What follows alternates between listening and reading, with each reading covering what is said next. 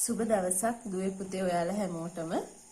අද දවසේ අපි කතා කරන්න යන්නේ 8 ශ්‍රේණියේ දුවල පුතාලගේ 24 වෙනි පාඩම. ඒ කියන්නේ ස්ථානයක පිහිටීම කියන පාඩම.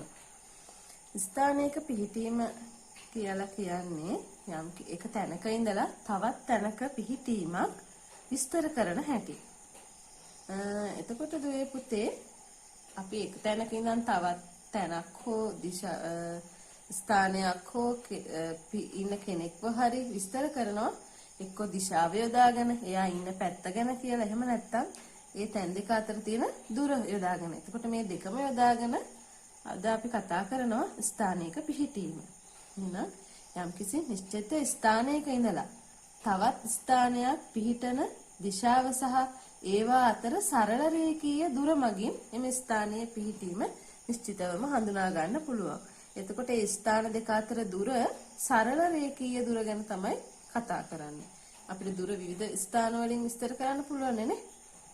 එහෙනම් දිශාව සහ සරල රේඛීය දුර යොදාගෙන එක ස්ථානයක ඉඳලා තවත් ස්ථානයක පිහිටීම විස්තර කරමු. ඒකෙදි පුතේ අපි මූලිකවම දිශාට ගැන දැනගන්න ඕනේ. ඒක නම් ඔයාලා පුංචි කාලේ ඉඳන්ම හොඳින්ම දන්නවනේ. උතුර, ඊසාන, නැගෙනහිර, ගිනිකොන, දකුණ, නිරිත, බටහිර, වයඹ. ඔයාලා මේ දිශාට පිළිබඳව දැන් මේ වෙද්දී නම් හොඳින්ම දන්නවා. එහෙනම් අපි මෙතනින් මේ ප්‍රධාන දිශා හතර යොදාගෙන තමයි මේ ස්ථානයක පිහිටීම මේ පාඩමේදී කතා කරන්නේ. මොනවාද පුතේ ප්‍රධාන දිශාවන්? ඔව්. උතුර තමයි අපි ප්‍රධානම දිශාව විදිහට සලකන්නේ.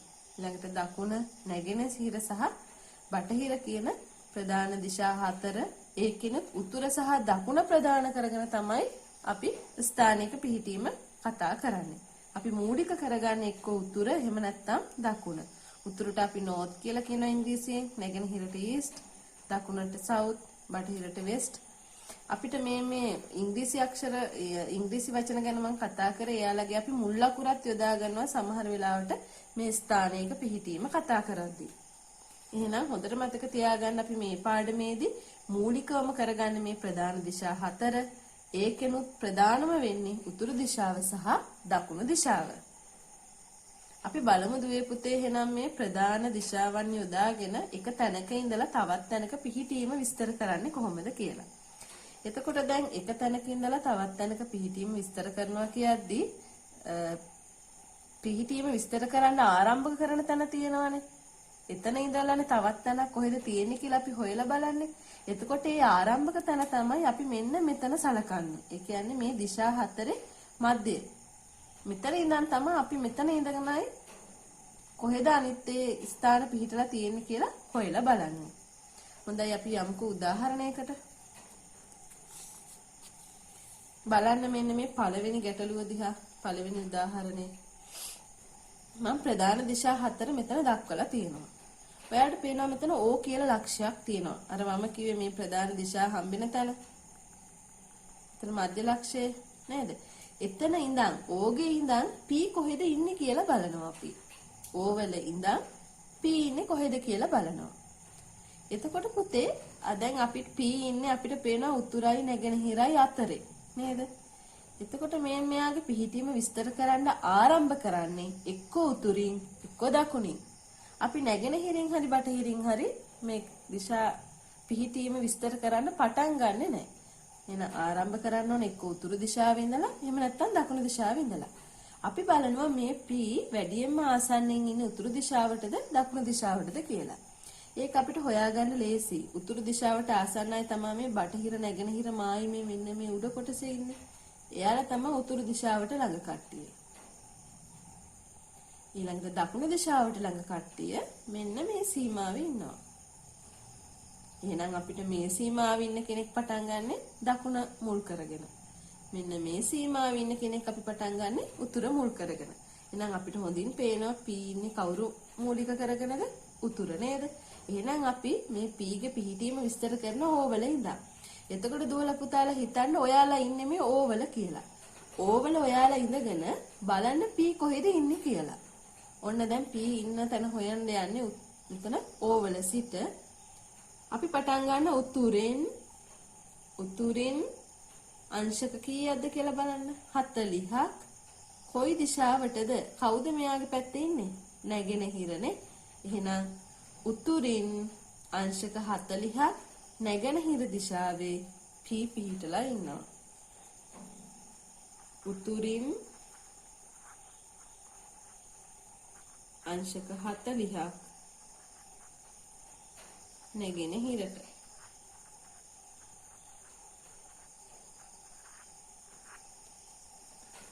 P පිහිටීම. එහෙනම් O සිට P පිහිටීම උතුරින් අංශක 40ක් නැගෙනහිරට.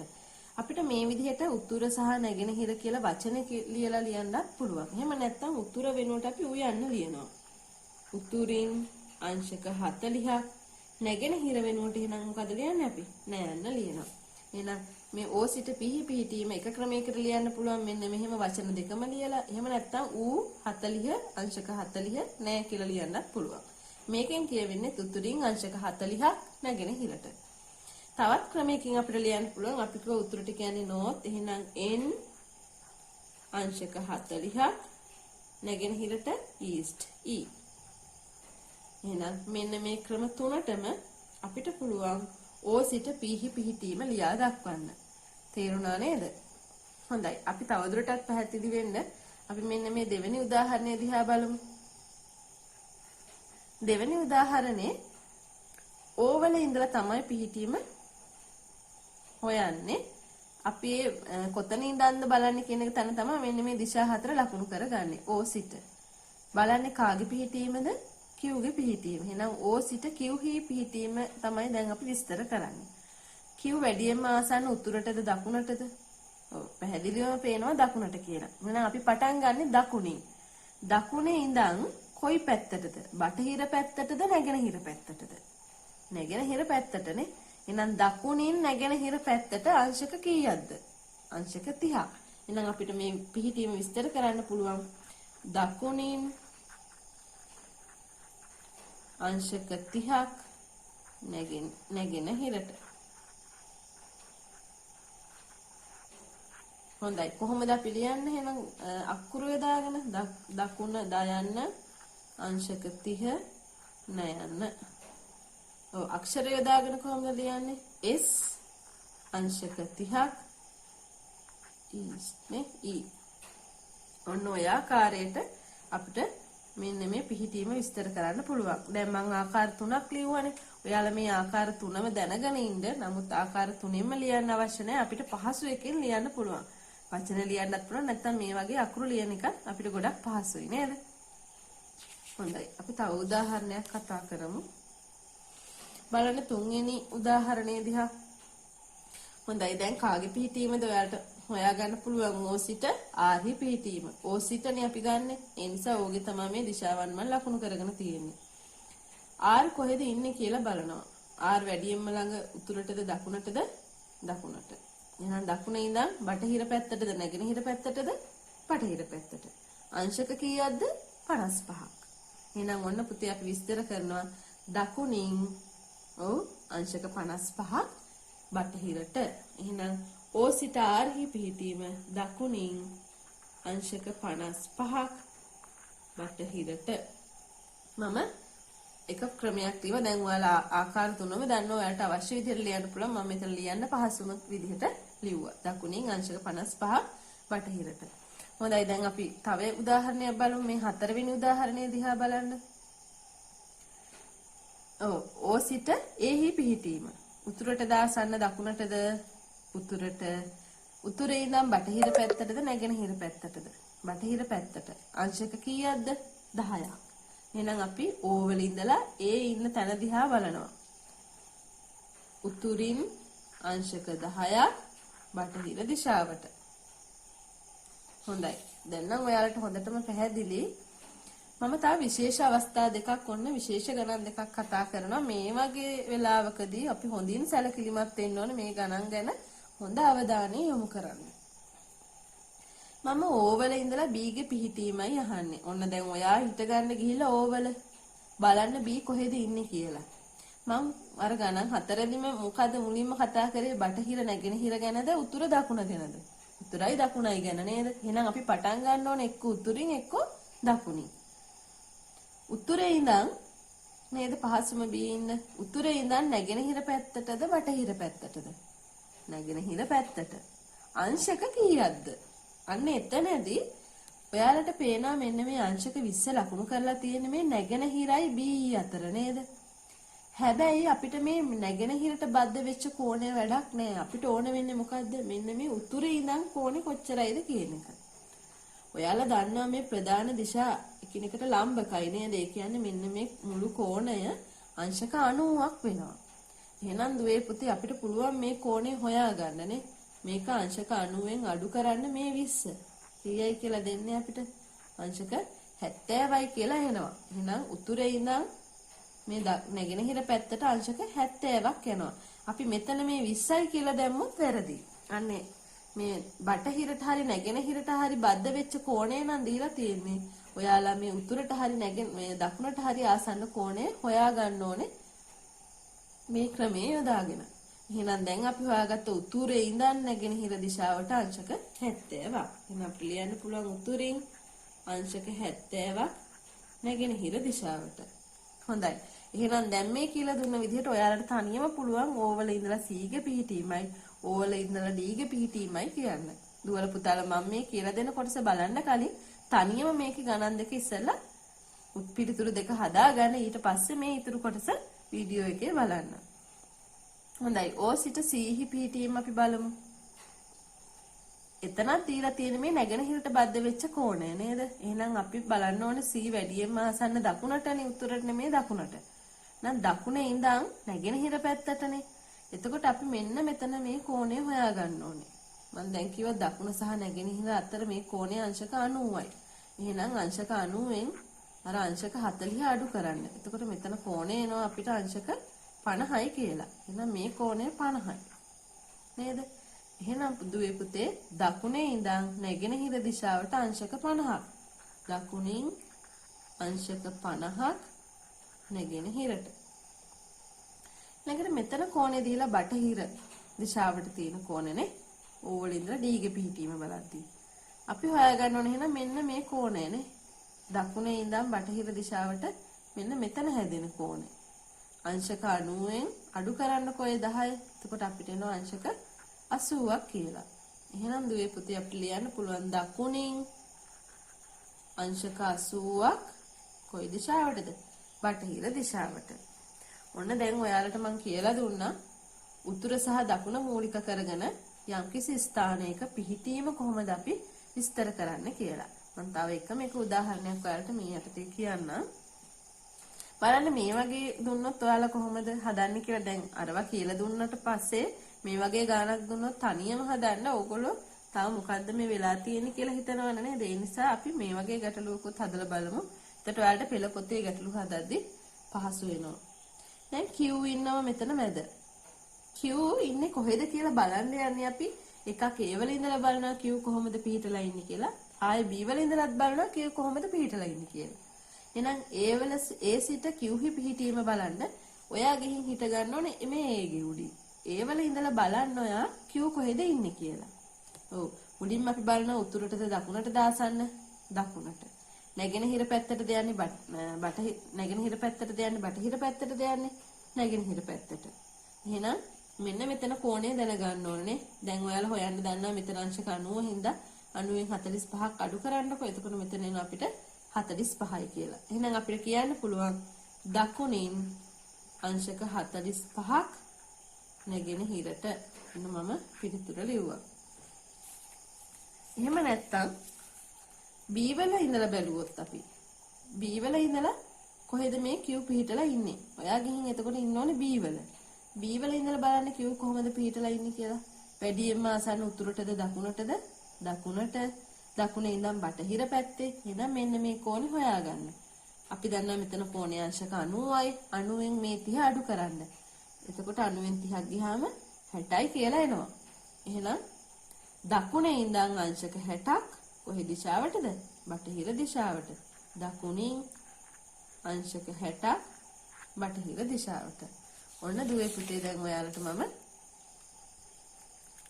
ඒ වගේ ගැටලුවක් විසඳන හැටි කිව්වා. දැන් ඔයාලට යම්කිසි ස්ථානයක පිහිටීම හඳුනා ගන්න පහසුයි.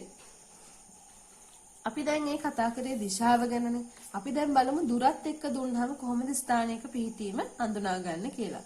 මම ගන්නවා මාතෘකාව යම් ස්ථානයක සිට වෙනත් ස්ථානයක පිහිටීම දල සටහනක් මගින් දැක්වීම. දල සටහනක් මගින් දක්වන්න යන්නේ දැන් ඔයාලට කලින් රූප සටහන දුන්නාම අපි ඒකට අදාළ විස්තරය ලිව්වා. දැන් අපිට ඕන විස්තරය දීලා තිනවා. ඒකට අදාළව අපි රූප සටහන අඳින්නයි යන්නේ. දැන් අපි ඉස්සෙල්ලා කතා කරේ දිශාව ගැන විතරයි. දැන් අපි දුරත් එක්කම දිශාව ගැන කතා කරන්නයි යන්නේ. හොඳයි. එහෙනම් හොඳින් මේ ගාන කියවන්න. ඕනම් ස්ථානයේ සිට උතුරින් අංශක 75ක් නැගෙනහිර දිශාවේ මීටර් 35ක් දුරින් ගසක් පිහිටා ඇත. ඉස්සෙල්ලාම බලන්න අපි කොතන ඉඳලාද මනින්නේ. කියන්නේ කොතන ඉඳන්ද තවත් තැනක පිහිටීම හොයන්නේ. ඕනම් ස්ථානයේ ඉඳලා නේද? එහෙනම් අපි මුලින්ම කරන්න ඕනේ ඕනම් ස්ථානයට අපි දිශාවන් ටික ලකුණු කරගමු. අපි මේ දිශා හතර මෙහෙම දලව දාගෙන උතුරු දිශාව දාගත්තත් ඇති. අපි කිව්වා මෙන්න මෙතර ලක්ෂ්‍ය තමයි ඉන්නේ නතර වෙලා බලන කෙනානේ. ඒ කියන්නේ එතන ඉඳන් තමයි තව කෙනෙක්ව විස්තර කරන්නේ. එහෙනම් අපි දිශාවන් ලකුණු කරලා කියලා දාගත්තා. දැන් මෙතන ඉඳන් හොයන්න උතුරින් අංශක 75ක් නැගෙනහිර දිශාවේ. මෙන්න උතුරේ ඉඳන් අංශක 75ක් නැගෙනහිර. මේ පැත්තේ බස්නාහිරනේ, බටහිරනේ. එහෙනම් මේ පැත්ත තමයි නැගෙනහිරනේ. අංශක කීයක්ද? 75ක්. එහෙනම් මම මෙතන ඉඳලා අංශක 75ක් කියලා ගන්නවා. මෙන්න මේ කෝණය අංශක 75යි. උතුරෙන් අංශක 75ක් නැගෙනහිර. මේ පැත්තනේ නැගෙනහිර නේද? නැගෙනහිර දිශාවේ මීටර් 35ක් දුරින්. එහෙනම් මේ දුර ලකුණු කරනවා අපි මීටර් 35යි කියලා. පිහිටලා තියෙනලු ගසක්. එහෙනම් අපි මෙතන පිහිටීම ගස. හොඳයි. තේරුණාද දුවේ පුතේ? ඕනම් ස්ථානයක සිට. එතකොට ඕවල අපි දිශාව ලකුණු කරගත්ත විශේෂයෙන්ම උතුරු දිශාව. ඊට පස්සේ දීලා තියෙන විස්තරයේ දිශාව කෝණය ලකුණු කරගන්න හැටි බලනවා. උතුරින් අංශක 75ක් නැගෙනහිරට. උතුරේ ඉඳන් අංශක 75ක් නැගෙනහිරට. කොච්චර දුරින්ද? මීටර් 35ක් දුරින්. එහෙනම් මේ රේඛාව මත අපි මීටර් 35යි කියලා දාගත්තා. ඒතකොට 35 කෙලවර තමයි මේ ගස පිහිටා තියෙන්නේ. මම හිතනවා ඔයාලට මේ දල සටහන හොඳින් පැහැදිලි වෙන්න ඇති. අපි බලමු තවත් උදාහරණ දෙකක්. පළවෙනි උදාහරණය කියවලා බලන්න. එතන දෙවෙනි ගැටලුව ඕ සිට දකුණින් අංශක 10ක් බටහිර දිශාවේ. ඕ සිට දකුණින් අංශක 10ක් බටහිර දිශාවේ කිලෝමීටරයක් දුරින් පාසල පිහිටා ඇත. එතකොට ආයෙත් දැන් අපි ඕවල ඉඳලා තමයි පටන් ගන්නෙ අනිත් දිශාව විස්තර කරන්න. අනිත් පිහිටීම විස්තර කරන්න. එහෙනම් අපි බලමු. මම උතුර ලකුණු කරගන්නම්. මෙන්න මෙතන තමයි ඕගේ පිහිටීම කියලා සලකමු. දැන් දකුණින් අංශක 10ක් බටහිර දිශාවේ නේද? එහෙනම් අංශක 10ක් දකුණේ ඉඳන් බටහිරට. නම් දකුණේ ඉඳන් බටහිර කියන්නේ මේ පැත්තටනේ. එහෙනම් මෙන්න මෙහාටයි යන්නේ. අංශක කීයක්ද? මෙතන අංශක 10ක්. කොච්චර දුරින්ද? කිලෝමීටර් 1ක්. කිලෝමීටර් 1ක් දුරින් මොකද්ද පිහිටලා තියෙන්නේ? පාසල. එහෙනම් මෙතන පිහිටීමම දානවා පාසල කියලා. හොඳයි. ඔයාලට වැටහුණාද? ඕනම් ස්ථානයේ සිට දිශාවන් ඇඳලා ඕව ලකුණු කරා. දකුණින් අංශක 10ක් බටහිර. දකුණු පැත්තේ ඉඳලා බටහිර දිශාවට අංශක 10ක්. කිලෝමීටරයක් දුරින් පාසල පිහිටා ඇත. හොඳයි. දැන් ඔයාලට පුළුවන් මේ ගැටලුව තනියම උත්සාහ කරන්න. ඊට පස්සේ පුළුවන් මම කොහොමද විසඳුවේ කියලා රූප සටහන ඇන්ද කියලා බලන්න. ගැටලුව කියවන්න. කිව්නම් ස්ථානයේ සිට උතුරින් අංශක 40ක් බටහිර දිශාවේ මීටර් 50ක් දුරින් අඹ ගසක් පිහිටයි. ආයෙත් මම ගැටලුව කියවන්න. කිව්නම් ස්ථානයේ සිට උතුරින් අංශක 40ක් බටහිර දිශාවේ මීටර් 50ක් දුරින් අඹ ගසක් පිහිටයි. එහෙනම් දැන් දුවේ පුතේ අපි දන්නවා පටන් ගන්න කොතනින්ද? Q වලින්. එහෙනම් මම Q වලින් අඳිනවා උතුරු දිශාව ලකුණු කරගන්න. එහෙනම් මෙතන ඉන්නේ Q. Q වල ඉඳලා තමයි අනිත් ස්ථානයේ පිහිටීම හොයන්නේ. කොහේ ඉඳන්ද? උතුරින් අංශක 40ක් බටහිර. මේ උතුර. ඒතර බටහිර ඉන්නේ මේ දිශාවේ නේද? එහෙනම් අංශක කීයක්ද? 40ක්. මෙතන කෝණය අංශක 40යි. අංශක 40ක් බටහිර දිශාවේ කොච්චරක් දුරින්ද? මීටර් 50ක් දුරින්. මොකද්ද පිහිටන්නේ මෙතන කෙළවරේ? අඹ ගසක් නේද? අඹ ගසක් පිහිටනවා. ඔන්න ඔය ආකාරයට විස්තරයට අනුව අපිට දල සටහනක් අඳින්න පුළුවන්. මේවා දල සටහන්. දල සටහන් කියන්නේ පුතේ හරියටම මැනලා අඳින්නේ නෑ. දැන් මෙතන අංශක 10යි කිව්වට මෙතන මං කෝණය වැඩියෙන් ඇඳලා ඒ වගේ මෙතන අංශක 40. දැන් එතකොට හරියටම මැනලා ඇඳලා මේවා මේ විදිහටම අඳින්න බෑ නේද? දල සටහන් කියන්නේ දලව අපි දක්වනවා කොච්චරක්ද කියලා. හරියටම මැනලා ලකුණු කරන දෙයක් නෙමෙයි. නිකන් සටහනක් විදිහට තමයි දක්වන්නේ. නමුත් දිශාවන් මේ කෝණයන් නිවැරදිව මෙතන දක්වන්න ඕනේ. දැන් බලන්න දුවල පුතාලා මේ රූප සටහන දිහා හොඳින් බලලා මෙතන අපි O කියලා සැලකුවොත් O වල ඉඳලා පන්සලේ පිහිටීම, දෙහිගසේ පිහිටීම සහ බස් නැවතුමේ පිහිටීම ඔයාලට අඳුන ගන්න පුළුවන් ද බලන්න දිශාව ඇසුරේ. ඔව්. අපි මෙතන O වල ඉඳලා මේ පන්සල පිහිටලා තියෙනවා. අපි ගමු මෙතන මීටර් 100ක් දුරින්. මෙතන මීටර් 200ක් දුරින්. මෙතන කිලෝමීටර් 1ක් දුරින් කියලා මම දැක්කුවොත් දැන් ඔයාලා තනියම ලියන්න O වල ඉඳලා පන්සලේ පිහිටීම, O වල සිට දෙහිගසේ පිහිටීම, O සිට බස් නැවතුමේ පිහිටීම. හොඳයි. මම දැන් ඔයාලට පිළිතුර ලියන්න නැතුව වචනේ විස්තර කරන්නම්. දැන් ඕගොල්ලෝ තනියම හොයාගන්න. O සිට පන්සලේ පිහිටීම බලමු අපි. උතුරින් අංශක 45ක් නැගෙනහිර දිශාවේ මීටර් 100ක් දුරින් පන්සල පිහිටයි. නැවතත් කියන්නම් මම O සිට උතුරින් අංශක 45ක් නැගෙනහිර දිශාවේ මීටර් 100ක් දුරින් පන්සල පිහිටයි. හොඳයි. දැන් බලමු අපි දෙහිගසේ පිහිටීම. O සිට උතුරින්ද දකුණින්ද? දකුණින්. O සිට දකුණින් අංශක 30ක් නැගෙනහිර දිශාවේ මීටර් 200ක් දුරින් දෙහිගහ පිහිටයි. නැවත පාරක් කියන්නම් මම. O සිට දකුණින් අංශක 30ක් නැගෙනහිර දිශාවේ මීටර් 200ක් දුරින් දෙහිගස පිහිටයි. හොඳයි. අපි බලමු එහෙනම් බස් නැවතුම් පොලේ පිහිටීමත්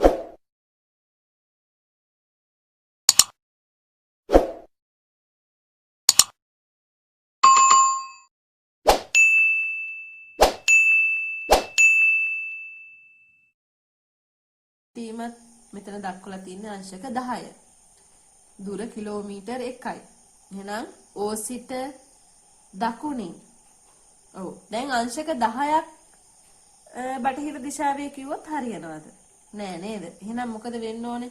අපි දන්නා මෙතන කෝණය 90යි. එහෙනම් මෙන්න මේ කෝණය හොයා ගන්න ඕනේ. 90න් 10ක් අඩුනහම මෙතන අංශක 80යි නේද? එහෙනම් අපි මේ අංශක 80 යොදාගෙන තමයි විස්තර කරන්න ඕනේ. එහෙනම් කොහොමද කියන්නේ බස් නැවතුමේ පිහිටීම? O සිට දකුණින් අංශක 80ක් බටහිර දිශාවේ කිලෝමීටර් 1ක් දුරින් බස් නැවතුම්පල පිහිටයි. නැවතත් කියන්නම් මං. O සිට දකුණින් අංශක 80ක් බටහිර දිශාවේ කිලෝමීටර් 1ක් දුරින් බස් නැවතුම්පල පිහිටයි. එහෙනම් මොන දුවල පුතාලට පිහිටීම් මම 3ක් විස්තර කරලා දුන්නා. ඔයාලා තනියම මේක අඳුර ගන්නත් ඇති. අපි තව එක ගැටලුවක් බලමු. හොඳින් ගාන කියවන්න. ඊට පස්සේ තනියම උත්සාහ කරන්න. ඊට පස්සේ බලන්න මම කොහොමද මේ දල සටහන ඇන්දේ කියලා. ඕනම් ලක්ෂයක සිටින නිමල් උතුරින් අංශක 60ක් නැගෙනහිර දිශාවට මීටර් 40ක් ගමන් කර ඒ ස්ථානයට පැමිණේ. එතන සිට දකුණින් අංශක 10ක් නැගෙනහිර දිශාවට මීටර් 20ක් ගමන් කර B ස්ථානයට පැමිණෙයි. මම නැවතත් කියන්නම් දුවේ පුතේ ගැටලුව. ඕනම් ලක්ෂයක සිටින නිමල් උතුරින් අංශක 60ක් නැගෙනහිර දිශාවට මීටර් 40ක් ගමන් කර ඒ ලක්ෂයට පැමිණෙයි. එතන සිට දකුණින් අංශක 10ක් නැගෙනහිර දිශාවට මීටර් 20ක් ගමන් කර B ස්ථානයට පැමිණෙයි. දැන් අර වගේ කොටස් දෙකක් මෙතන තියෙනවා නේද? ඒ කියන්නේ එක් තැනක ඉඳලා තවත් තැනකට ගිහින් එතන ඉඳලා තවත් තැනකට ගිහින්. එහෙනම් දුවේ පුතේ ඔන්න පුළුවන් ඔයාලට මේක උත්සාහ කරලා බලන්න. අපි පටන් ගමු. ඕනම් ලක්ෂයක සිටින නිමල්. එහෙනම් නිමල් ඉන්නවා ඕ ලක්ෂයේ. එහෙනම් අපි මුලින්ම ඕගේ පිහිටීම ලකුණු කරමු. උත්තරේ ඉඳන් මෙන්න මෙතන තමයි එහෙනම් ඕ ඉන්නේ. උතුරින් මෙන්න මේ නැගෙනහිර දිශාවට අංශක 60ක්. එහෙනම් මෙතන කෝණය උතුරේ ඉඳන් දක්වන කෝණය අංශක 60යි. උතුරින් අංශක 60ක් නැගෙනහිර දිශාවට. කොච්චර දුරින්ද? මීටර් 40ක් දුරින්. මීටර් 40ක් ගමන් කරාම කොතෙන්ද යන්නේ? මෙන්න මෙතෙන් එනවා. එතන ඉන්නවලු කවුද? ඒ කියන ස්ථානය. දැන් එතන සිට තමයි ඉතුරු එක විස්තර කරලා තියෙන්නේ. දැන් මෙතන ඉඳන් අඳින්නේ නැහැ එතකොට. ඇයි දැන් මේ ඕවල ඉඳලා අපි ඒ වලට ගියානේ. දැන් ඒ වල ඉඳන් තමයි ඉතුරු දුර ගැන කතා කරන්නේ. එහෙනම් මොකද කරන්න ඕනේ? දැන් ඒ තමයි නැවතිලා ඉන්න තැනනේ. ඒගේ ඉඳන් තමයි ඉතිරි පිහිටීම හොයන්න ඕනේ. එහෙනම් අපි ඒ වල සටහන් කරගන්න ඕනේ දිශාව. අපි මෙතන උතුරු දිශාව දාගමු. හරි. දැන් බලමු මේ වල ඉඳන් කොහොමද විස්තර කරන්නේ? එතන සිට දකුණින් අංශක 10ක් නැගෙනහිරට. එහෙනම් මෙතන දකුණු ඉඳන් තමයි පටන් ගන්න ඕනේ. දකුණේ සිට අංශක 10ක් මේ නැගෙනහිර පැත්තට. එහෙනම් මෙන්න මේ පෙන්වනවා. මෙතන අංශක 10යි. මීටර් 20ක් ගමන් කර. එතකොට මෙතන මීටර් 20ක් ගමන් කරලා B ලක්ෂයට පැමිණෙනවා. B වෙත පැමිණෙනවා. දැන් මෙතන නම් ඇත්තටම නම් මෙතන දුර 40ට මම ඇඳපු රේඛාවට වඩා කුඩා දිග රේඛාවක් ඇඳලා තමයි හොඳ. අපි මේ B ලක්ෂය මේ හරියට ලකුණු කරා නම් වඩාත් සුදුසුයි. බලන්න මේ දල සටහන වලට වැටුණාද කියලා ගැටලුවත් එක්ක ආපහු බලමු. අපි ඕනම් ලක්ෂයක සිටින නිමල්. මෙතන ඉන්නවා නිමල්. උතුරින් අංශක 60ක් නැගෙනහිර දිශාවට. උතුරින් අංශක 60ක් නැගෙනහිර දිශාවට මීටර් 40ක් ගමන් කරලා ඒ නම් ස්ථානයට පැමිණෙයි. එතන සිට දකුණින් අංශක 10ක් නැගෙනහිර දිශාවට මීටර් 20ක් ගමන් කර B නම් ස්ථානයට පැමිණෙයි. එහෙනම් මෙන්න මේ වගේ අපිට තව මේක මින් එහාට විස්තර කරන එකක් ඔයාලගේ පෙළ පොතේ අභ්‍යාස ගැටලුවක් තියෙනවා. ඒකෙදි එක තැනක ඉඳලා මෙහෙම දිගටම ගමන් කරන. එතකොට ඒ තැන්වල දැන් ඒ ඕවල පිහිටීම කියද්දි ඕවලින් පටන් අරන් ඒ ඉන්න තැන හොයා ගන්නවා. ඊට පස්සේ ඒ වල ඉඳලා B ඉන්න තැන හොයා ගන්නවා. ඊට පස්සේ B වල ඉඳලා තවත් කෙනෙක් ඉන්න තැන හොයා ගන්නවා. ඒ විදිහට දිගට ගමන් කරලා අපිට මේ ස්ථානයක පිහිටීම හොයන්න පුළුවන්. හොඳයි. එහෙනම් දුවේ පුතේ ඔයාලට මම දැන් ස්ථානික පිහිටීම ගැන කතා කරා. ඔයාලා අනිවාර්යෙන් මේ පාඩමේදී මතක තියාගන්න ඕනේ විස්තර කරන්න පටන් ගන්න එක්කෝ උතුරින් එහෙමත් නැත්නම් දකුණින්. ඒ ප්‍රධාන දිශා දෙක මූලික කරගෙන තමයි පටන් ගන්නෙ. ප්‍රධාන දිශාවට පස්සේනේ අපි අගය කියන්නේ කෝණයේ අගය. ඊටත් පස්සේ තමයි දකුණ හරි සමා වෙන්න මේ නැගෙනහිර හරි බටහිර හරි ගැන කතා කරන්නේ. එහෙනම් හොඳින්ම මතක තියෙනවා මේකේ උතුර හෝ දකුණ තමයි මූලික කරගෙන දිශාව විස්තර කරන්නේ. හොඳයි. ඔයාලට තේරුණා නේද දරුවනේ පාඩම? ඔයාලට දැන් පුළුවන් පෙළ පොතේ ඔයාලගේ 24 එක අභ්‍යාසය, 24 දෙක අභ්‍යාසය, මේ පාඩමේ මිශ්‍ර අභ්‍යාසය කියන අභ්‍යාස තුනම තනියම විසඳන්න. එහෙනම් අර පාඩම හොඳින් අධ්‍යයනය කරලා මේ අභ්‍යාස සඳහා පිළිතුරු ලියන්න. අපි තවත් දවසක වෙනත් පාඩමකින් හමු වෙමු. එහෙනම් ඔයාලා හැමෝටම සුබ දවසක්.